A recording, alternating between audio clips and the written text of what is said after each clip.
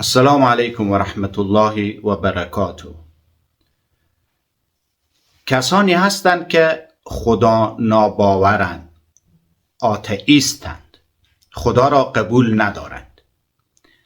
من میگم شما هیچ ندارید، هیچ چیزی ندارید و دیغ نشوید. من واضح میگم بیعقل ترین موجودی هستی شما هستید.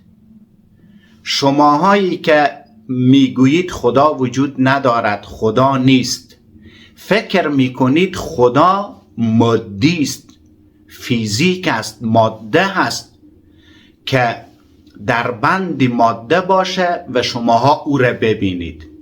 مثل شما بیعقلکانی در گذشته هم بودن، دیگه هم میشید بشید. وقتی شما میگید خدا وجود نداره چون لمس نمیشه، دیده نمیشه، بیعقل. من بیعقل میگم به خاطر ازی که شما چیزی که لمس نشه او را قبول ندارید. عقل لمس نمیشه. اگر بگی مؤثر ری که به نام معقولات میگیم مؤثر عقل، اگر بگیم عاملی که او باعث میشه یک شی ما بر اساس عقلانیت بسازیم، او عقل، یعنی او عامل معمول از او را ما بر اساس عقلانیت ساختیم و او معقول شده، من میگم ای را هم تو دروغ میگی، چون ای را قبول نداری. به خاطر ازی که اگر مؤثری وجود نداشته باشد مؤثر وجود نداره.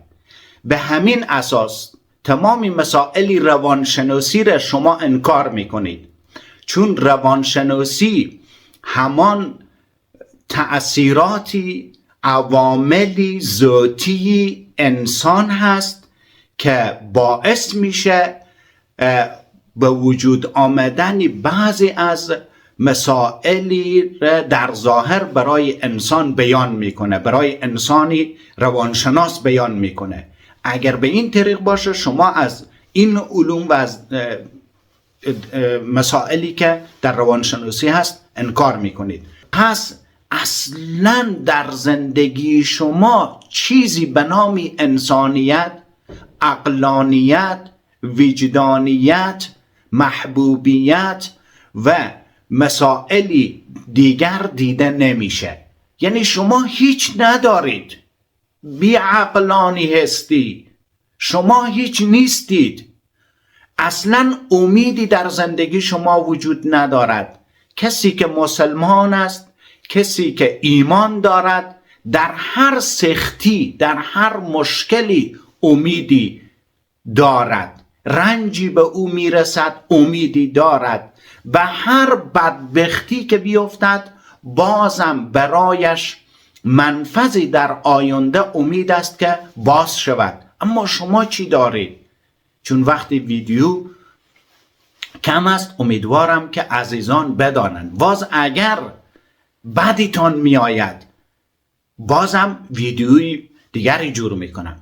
خیلی مسائل زیاده. از نظر فلسفه برایتان اینقدر بگم که تا روزگاری که حیات داشته باشی دیگر نگی که خدا وجود ندارد.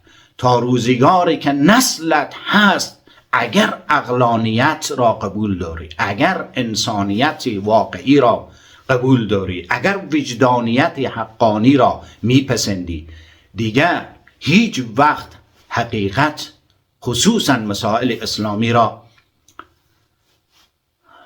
ریشخند نمیزنی. اما من فکر کنم که به حدی بیعقل هستید که از خود هم انکار میکنید. موفق باشید. سلام و سلامتی از آن کسانی که راه حقیقت را دنبال میکنند.